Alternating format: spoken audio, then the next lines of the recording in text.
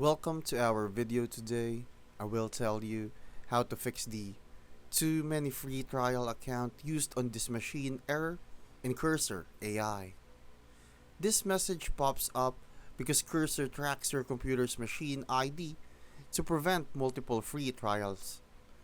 If you've switched accounts or signed in multiple times, even accidentally, Cursor sees this and blocks new trials. To resolve this, the fastest route is to reset your machine ID so Cursor thinks you're a new user.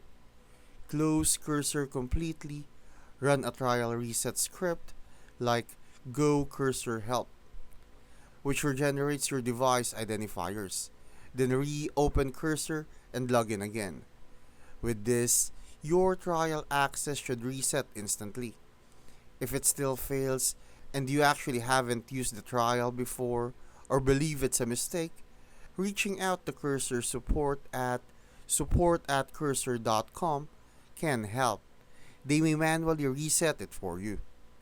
That's it.